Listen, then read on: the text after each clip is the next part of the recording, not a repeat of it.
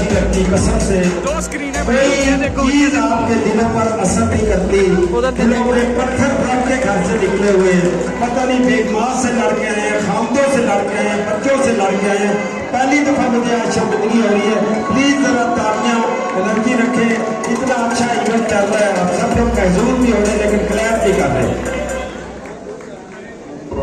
thank you sir, अपने बंदे